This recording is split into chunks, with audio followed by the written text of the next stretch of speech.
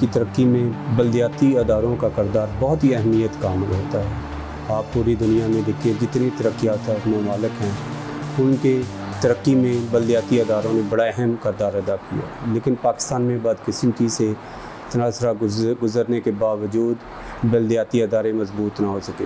जब भी कभी बल्दियाती अदारों को अहमियत दी गई वो आमरीत के दौर में अहमियत दी गई। इसी सिलसिले में हम बात करेंगे हमारे चेयरमैन डिस्ट्रिक्ट ज़िला कसूर राना सिकंदर हयात खान साहब से।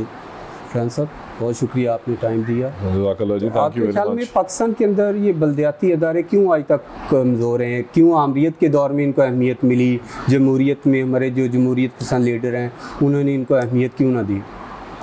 मेरा ख्याल है कि मैं पर्सनली ये समझता हूँ कि शायद इनसिक्योरिटी, क्योंकि हमारे पास कॉन्स्टिट्यूशनल पॉलिटिक्स में जो निज़ाम है उसमें वो सब ये समझते हैं पार्लियामेंटेरियंस के अवाम के मसाइल अगर किसी और जगह हल होंगे तो शायद उनकी लॉयल्टीज़ भी वैसे ही शिफ्ट हो जाएँ, जो मेरा ख्याल है बड़ा ऑनेस्ट आंसर। सेकेंडली पाकिस्तान की जो कॉन्स्टिट्यूशन है उसमें 140A जो शेक है वो लोकल गवर्नमेंट्स पे को ये इंश्योर तो करती है कि इस मुल्क में लोकल गवर्नमेंट्स होने चाहिए, बट उसमें यूनिफॉर्मिटी ऑफ निज़ाम कोई नहीं है। जिस तरह इंडियन कॉन्स्टिट्यूशन में किताबें छपी हुई हैं आइन में लोकल गवर्नमेंट्स पे, तो यहाँ पे एक्सपेरिमेंट्स करते रहे, कोई चेयरमैन ज़िला काउंसिल बना देता है, कोई मेयर बना देता है, कोई ज़िला नाज़िम, तो उस वजह से सॉलिडारिटी नहीं आ सकी, सब के अंदर एक कंसेंसस डेवलप नहीं हो सका। किसी नेशनल लीडर या किसी नेशनल पार्टी ने ये कोशिश भी नहीं की, टू बी वेरी ऑनेस्ट, जिसमें सब पॉलिटिकल पार्टीज़ को इसका ब्लेम देना चाहिए। बट अब फाइनली मेरा ख्याल है कि ये जो इस मुल्क के अंदर सुप्रीम कोर्ट की चीफ जस्टिस ने हमारी पिटिशन पे फैसला दिया, लार्जर बेंच जिसे फुल बेंच कंसिडर किया जाता है, जिस headed by chief justice of Pakistan, तो उसके बाद इंशाल्लाह हमें ये उम्मीद है कि तफसीली फैसले के बाद ये जो आइन पे शब खून मारते हैं ऑफिसर्स, उसमें सारी गवर्नमेंट शामिल है, तो वो इंशाल्लाह अब नहीं होगा और इसके बल्दियात के खदोखाल डिफाइन कर दिए जाएंगे। आप चेयरमैन है डिस्ट्रिक्ट कसूर में, क्या गवर्नमेंट मुस्लिम लीग नून तीशमिया शहबाज शरीफ साहब वज़ीर आला थे, क्या उन्होंने आप बल्दियाती अदारों को अहमियत दी? टू बी ऑनेस्ट जी पिछले इलेक्शंस भी chief justice of Pakistan supreme court के जो थे तब मौजूदा उनके हुक्म पे हुआ था, और 2009 से लेके 2016 तक इलेक्शंस ना होना भी मेरा ख्याल है कि हमें अपनी पॉलिटिकल पार्टी के अंदर भी इसमें हमने काफ़ी बड़ा आवाज़ उठाई। शहबाज शरीफ साहब लोकल गवर्नमेंट्स को बहुत पसंद करते हैं। जो हमारा निज़ाम था उसके अंदर मेरी समझ में वो बड़ा ताकतवर निज़ाम था, क्योंकि उसमें हेल्थ और एजुकेशन अथॉरिटीज़ जो थी, अगर तालीम और सेहत लोकल गवर्नमेंट से कंट्रोल में हो तो बहुत बेहतरी आ सकती। बट उसमें शहबाज साहब को ब्यूरोक्रेसी ने बड़ा तंग किया। मेरा ख्याल है कि उन्होंने शायद कहा कि ये लोकल गवर्नमेंट से इतनी एक्सपीरियंस नहीं है, आप इतना ट्रस्ट। शहबाज साहब तो बड़े मजबूत वज़ीर आला थे, उनका प्रेशर क्या? शहबाज शरीफ साहब ने जी देखें, मैं आपको टू बी वेरी ऑनेस्ट ये बात बताऊं कि शहबाज शरीफ साहब ने हमारे साथ बड़ा ताउन किया है, उन्होंने हमें हमेशा बड़ा सपोर्ट किया, हमें एम्पावर करने के लिए बड़ी मेहनत की। बट आपको पता है कि वो जो निज़ाम, क्योंकि लोकल गवर्नमेंट्स के फंड्स जब लोकल गवर्नमेंट्स नहीं होती तो ब्यूरोक्रेसी इस्तेमाल करती है। Assistant commissioner, deputy commissioner, illegally इसकी आइन में इजाज़त नहीं है। कहीं आइन में आप पढ़ लें पाकिस्तान का आइन, ये नहीं लिखा कि लोकल गवर्नमेंट्स के फ़ंड को और डिपार्टमेंट इस्तेमाल कर सकते हैं। वो लोकल गवर्नमेंट्स का ही इख्तियार है, बट वो यूटिलाइज़ करते हैं, उसे इंजॉय करते हैं, और फिर करप्शन भी वहीं से डेवलप होती है। तो मैं ये समझता हूँ कि शहबाज शरीफ साहब को उसी माफिया ने ये कहते रहे, जो मेरी अंडरस्टैंडिंग है पर्सनल, कि इन्हें इतना एक्सपीरियंस नहीं है, ये शायद इतने बड़े इदारे भी चला नहीं सकते। वेराज आप कसूर आए जी, हमने अल्हम्दुलिल्लाह मॉडर्न स्कूल्स, मॉडर्न हॉस्पिटल्स बनाए, वो रिन्यूएबल एनर्जी पे चल रहे हैं, वो सोसाइटी के पैसों से चल रहे हैं। और इस तरह की सिचुएशंस भी हैं जहाँ पे हमने अगर एक स्कूल में 400 तादाद, हमने अगले साल ही उसे 800 की है, मिसिंग प्रोविजंस फिक्स की हैं, लैब्स दिए हैं, बच्चों को कमरे दिए हैं, खेलने की सहूलियात बेहतर की हैं, फर्नीचर बेहतर की है। नहीं, ये तो आपने बल्दियाती अदारों के ज़रिए कि आप चेयरमैन थे, क्योंकि आपका तो एक सियासी बैकग्राउंड भी है, आपके वालिद साहब MNA थे, चाचू आपके MNA है, आपके जो ताया जी वो स्पीकर पंजाब असम्बली, तो आपका तो दूसरी तरफ से भी फंड था। क्या आपको ये पंजाब गवर्नमेंट ने सपोर्ट किया? मेरा ख्याल है कि क्योंकि जिस तरह आपने कहा कि हमारी प्रोविंशियल गवर्नमेंट थी और मैं लकीली उनकी बहुत बेहतर सपोर्ट इन्जॉय करता था, इसलिए आपने कहा कि पार्लियामेंटेरियंस भी मेरे साथ ऑन बोर्ड थे। बट हमने ये एक्सरसाइज जो है RHC हॉस्पिटल्स, रफूल नगर ट्रॉमा सेंटर, हल्ला का हॉस्पिटल, जम्बर बेनतहा ऐसे गाँव है, राजा जंग का हॉस्पिटल, फतेहपुर बड़ा मॉडर्न हॉस्पिटल, वहाँ पे हमने ये एक्सरसाइज की थी सोसाइटी की मदद से। और मैं आपको ये बताना चाहता हूँ कि अल्हम्दुलिल्लाह अभी भी ऐसे स्कूल्स और हॉस्पिटल्स ऑपरेट कर रहे हैं जिसमें हमने गवर्नमेंट ने पैसा इंगेज नहीं किया, बिकॉज सोशल इंगेजमेंट बड़ी ज़रूरी है, लोकल लोगों की ओनरशिप, और वो बड़े कामयाब अल्हम्दुलिल्लाह चल रहे हैं। वाटर फिल्ट्रेशन प्लांट्स भी अल्हम्दुलिल्लाह कामयाब चल रहे हैं। बट लोकल गवर्नमेंट्स में जो उन्होंने शब खून मारा है, उसके बाद ग्राउंड पे जो हालात हैं सफाई के हवाले से, उस पर मैं ये कहना चाहूँगा कि इमरान खान साहब ने जो हमारे से वादे किए थे, उस मुल्क के नौजवानों को ख्वाब दिखाए थे, उनकी गवर्नमेंट अब तकरीबन ख़त्म होने को है। 3 साल हो गए हैं, चौथे साल के अंदर अगर आपको काम शुरू करें तो 5th ईयर आपको फंड्स नहीं मिलते, 100 और मामला होते। तो लोकल गवर्नमेंट्स जो हैं उन पे इन्हें तवज्जो देनी चाहिए, एक नेशनल कॉन्फ्रेंस करनी चाहिए, क्योंकि ये इदारे, हम तो चले जाएंगे, हमने जो लोकल गवर्नमेंट्स की जंग लड़ी है, हमारा टेन्योर 6 महीने हो, साल हो, 2 साल हो, चले जाएंगे। बट ये उस निज़ाम की जंग है जिसे हमें एम्पावर करना पड़ेगा। आप देखें कि कोविड में आपने देखा होगा न्यूयॉर्क के मेयर ने किस तरह अपने स्टेट के राइट्स को डिफेंड किया, किस तरह लोकल गवर्नमेंट्स ने फ्रंट एंड पे होके वो सारी जंगें लड़ी, और सैडली पाकिस्तान के अंदर तब लोकल गवर्नमेंट्स नहीं थी। और मेरी इसमें एक और भी बड़ी अहम गुजारिश है जो मैं आपके यूट्यूब चैनल के तवस्सुत से लोगों को बताना चाहता हूँ कि हमारे बाकी प्रोविंसेस में निज़ाम ने मुद्दत पूरी की।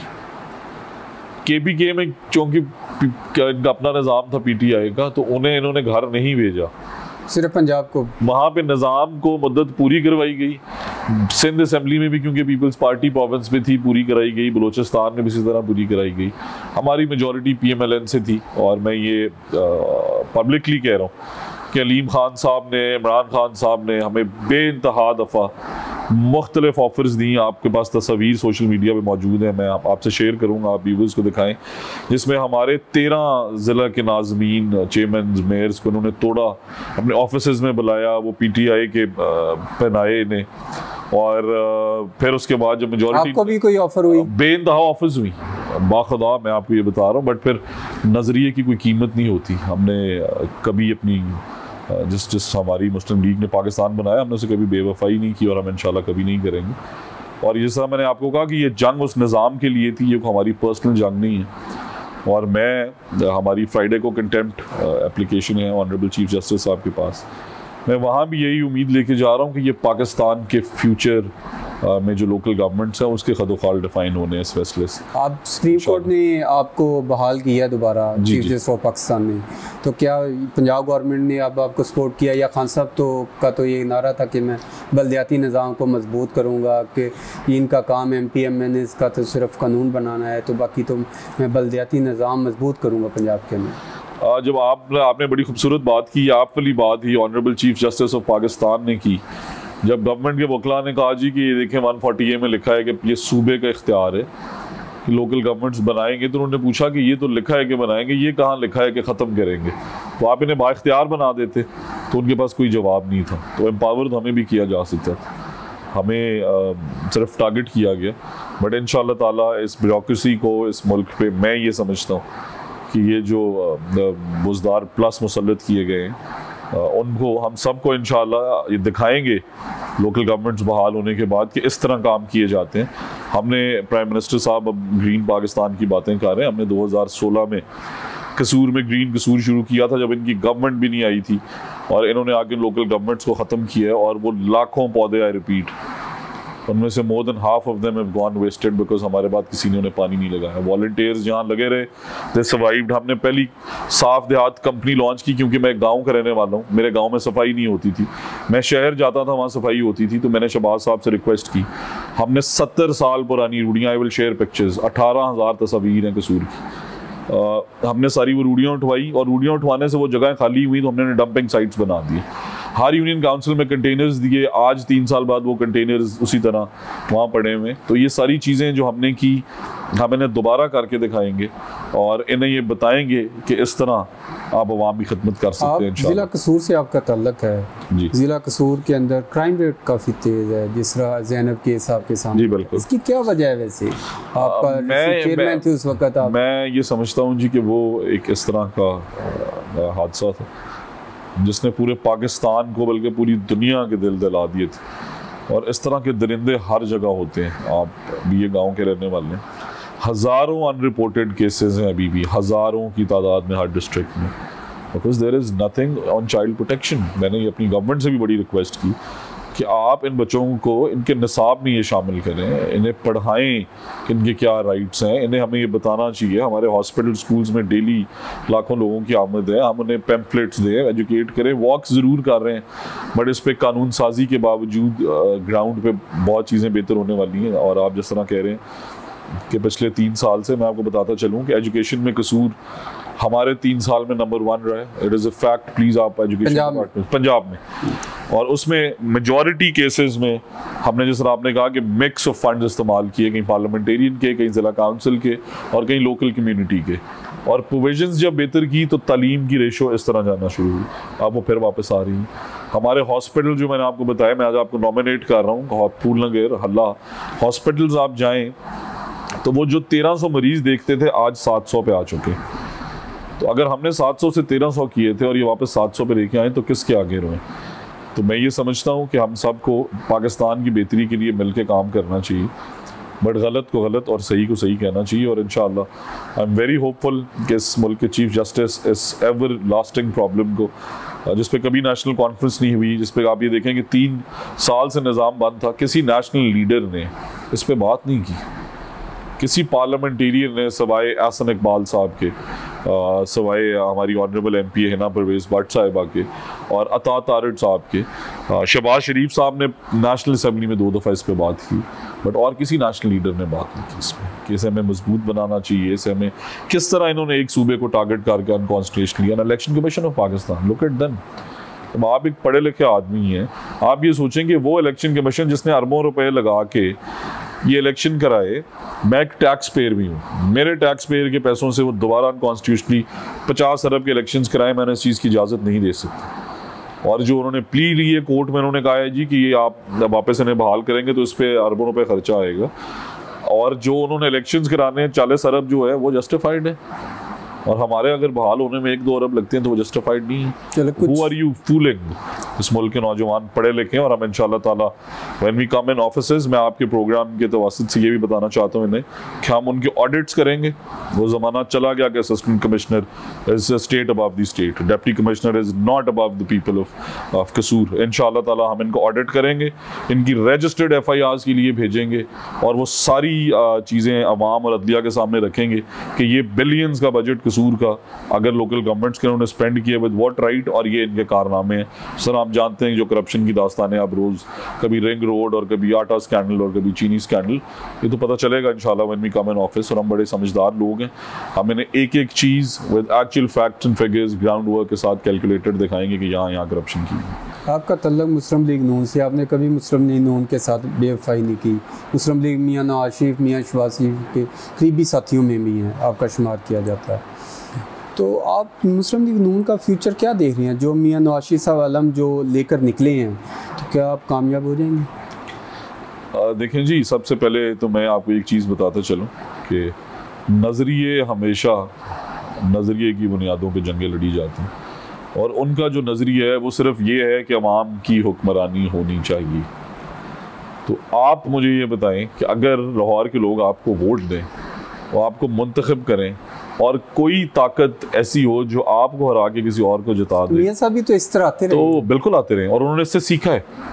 मैं ये पब्लिकली एडमिट करना चाहता हूँ कि उन्होंने इससे सीखा है, मैंने उनके साथ काम किया है। मैं जब बाहर से वापस आया तो आप यकीन करें 2009 में इतने बुरे हालात थे मुल्क के कि 16-16 घंटे बिजली नहीं आती थी। 2013 के इलेक्शन आए, मेरे पास आज भी वो पिक्चर पड़ी, मैं आपसे शेयर करूँगा। तो मैंने अपने आप से भी सवाल किया कि तुम जिस पॉलिटिकल पार्टी में हो, क्या उस मुल्क के लिए बेहतर करेगी? तो मैंने अपने मुल्क के मसाइल लिखे डेली, रात को 8 बजे के खबरनामे में। कराची से खबर आती थी कि 20 बोरियों बंद लाशें मिली, 15 धमाके हो गए हैं, फलानी जगह राइट्स हो रहे हैं, फलानी जगह ये प्रॉब्लम्स हैं। वो नंबर 1 लिखा मैंने, बिकॉज वो डिस्टर्बिंग होता है। नंबर 2 मैंने लिखा इस मुल्क में बिजली की सूरत हाल 16-16 घंटे, पीपल्स पार्टी की गवर्नमेंट थी और आपको पता है मुल्क से क्या कर। और तीसरा मैंने कहा कि इकोनॉमिक सिचुएशन इस मुल्क की बेहतर होगी। एंड इन 2008 आई एवेल्यूएटेड, कराची के हालात बेहतर थे, मुल्क की इकोनॉमिक सिचुएशन बेहतर थी, और बेहतर की जा सकती थी, क्योंकि हमारी गवर्नमेंट ने भी ज़राअत पे बहुत कम कॉन्सेंट्रेशन दी, which is 65% of our GDP। और मैं ये समझता हूँ कि हमारे मुल्क के ओवरऑल हालात बिजली की बहुत बेहतर थे। घंटा 2 लोड शेडिंग हो सकती है जो 16 घंटे से नीचे लाई है। तो मैं ओवरऑल सेटिस्फाइड हूँ, पाकिस्तान मुस्लिम लीग नून के नज़रिए के साथ खड़ा हूँ, और ये मैं समझता हूँ कि आप ये देखें कि पंजाब के लोगों ने, जिन्हें कहा जाता था कि नज़रिए के साथ खड़े नहीं होते, उन्होंने 2018 में प्राइम मिनिस्टर साहब हमारे मुल्क बदर कर दिए जाएं, हमारी कैबिनेट के 10 मेंबर्स अंदर हों, तो पंजाब ने फिर भी मुस्लिम लीग नून के साथ खड़ा होकर उन्हें लार्जेस्ट पार्टी बनाए। आप ये देखें 137 सीट्स, इनकी दोस्त धांधली, आपने भी वोट कास्ट किया, आपको पता है जाके वहाँ क्या होता है। तो अब फिर पंजाब के लोग इंशाल्लाह अपने वो जो 60% अवाम की आबादी के साथ जो इज्जतियाँ कर रहे हैं, अब लाहौर में आप देखें कि अभी तक सिर्फ एक अंडरपास बना है और मसाइल वहीं खड़े हैं। LWMC की परफॉर्मेंस देखें, सुई गैस और बिजली के जो डिपार्टमेंट्स हैं उनकी प्राइस हाइक्स देखें, उसके बाद उनकी नाअहलियाँ देखें। अमन व अमान पे आपने बात की थी, आप मुझे बताएं कि शहबाज शरीफ के टाइम में और आपके क्राइम रेशो में और रेट्स में फ़र्क नहीं है। ऑफिस की अपॉइंटमेंट्स में ये पब्लिकली कहना चाह रहा हूँ, आप ये देखें कि जो एडमिनिस्ट्रेशन है वो नाअहल है, तो नीचे ये चीज़ें हो रही हैं ना। अगर हम वो सफाइयाँ कर रहे थे, हम वो ग्रीन कसूर बना रहे थे, हमने उन अस्पतालों को चलाया था, तो ये क्यों नहीं चला सकते? बेसिक चीज़ें लैकिंग हैं, वही करप्शन हो रही है, कोई नीचे पूछने वाला नहीं है, बुज़दार प्लस अपने घर में आराम से बैठे हैं। और हम इंशाअल्लाह ताला आपसे फिर दोबारा ये रिक्वेस्ट है मेरी कि आप इस पे आवाज़ उठाते रहें, as a journalist local governments की स्ट्रेंथनिंग पे आवाज़ उठाते रहें, ताकि आपके आने वाले बच्चे एटलीस्ट वो निज़ाम देखें। करना चाह रहा हूँ, चौधरी निसार साहब को कल गवर्नमेंट ने हलफ नहीं उठाने दिया, हलफ उठा लेते हैं, क्या शबाशी के साथ वही जो पहले चौधरी निसार साहब और मियाँ शबाशी साहब भी क्योंकि बाहर आ गए हैं, उनके आने से थोड़ी सी गवर्नमेंट भी डिस्टर्ब है बाहरन, क्या चौधरी निसार का जो अब हलफ उठाना, चौधरी निसार साहब के साथ आपके बहुत करीबी तल्लुकात हैं? जी बिल्कुल। तो क्या वही खुफिया मुलाकातों का सिलसिला शुरू होने जा रहा है, या चौधरी निसार साहब वैसे अपनी एक सियासी तौर पर मुतहरक होना चाहते हैं? देखें जी, मैं ये समझता हूँ कि चौधरी निसार साहब एक बड़े सीनियर पॉलिटिशियन है, और मैं ये भी कहना चाहता हूँ कि वो एक बड़े ऑनेस्ट आदमी, इसमें कोई दो राय नहीं। बट ये जो आपने मेरे से सवाल किए, ये लीडरशिप का फैसला, उनकी एक 35 साल की एक पार्टी से कुर्बत है, मियाँ नवाज शरीफ साहब से दोस्ती है, और दोस्तों में नाचाकियाँ भी हो जाती हैं, बट ये मियाँ नवाज शरीफ साहब का फैसला होगा, शहबाज शरीफ साहब का फैसला होगा कि वो किस तरह चौधरी निसार साहब के इशू को ट्रीट करते हैं। बट उनकी पार्टी में रिस्पेक्ट मौजूद है, क्योंकि वो एक ईमानदार आदमी थे, उनके पास इस मुल्क को चलाने का तजुर्बा मौजूद है। बट मेरा ख्याल है कि जो चौधरी निसार साहब का नज़रिया है, शायद वो पॉपुलर उतना नहीं रह गया पार्टी में। अब पार्टी के लोग ये समझते हैं कि उन्हें मुल्क की बेहतरी के लिए सब इदारों को अपनी अपनी आईनी हैसियत में काम करना होगा और कॉन्स्टिट्यूशन को अपहोल्ड करना चाहिए। आपकी पार्टी में चौधरी निसार साहब अगर आते हैं तो क्या आपकी पार्टी से मुज़ाहमत होगी कुछ? मेरा ख्याल है कि इस तरह की कोई ख़ास मुज़ाहमत नहीं होनी चाहिए। अगर प्रिंसिपल्स ठीक हो, नीयत ठीक हो, तो वैसी मुज़ाहमत नहीं होनी चाहिए। जैसा मैंने आपको कहा कि 35 साल उन्होंने इस पार्टी के लिए काम किए, तो मैं छोटे होते से उन्हें देखता आ रहा हूँ। और फिर उन्होंने डिक्टेटर्स के दौर में ऑफिस डिक्लाइन किए हैं, फिर उन्होंने इमरान खान साहब ने पब्लिकली स्पीचेस में उन्हें कहा PTI में, उन्होंने कहा कि मैं ये नहीं कर सकता, मैं नवाज शरीफ साहब से ये बेवफाई नहीं कर सकता। इख्तलाफात होते हैं, बड़े दिल के साथ लीडर्स को बैठना चाहिए और मुल्क की बेहतरी के लिए काम करना। Thank you so much Rana साहब, आपने अपना कीमती वक्त दिया। ये राना फ़ारूक दिलदार साहब को दे इजाज़त, इंशाल्लाह दोबारा हाज़िर होंगे नए मेहमान के साथ। अल्लाह हाफ़िज़।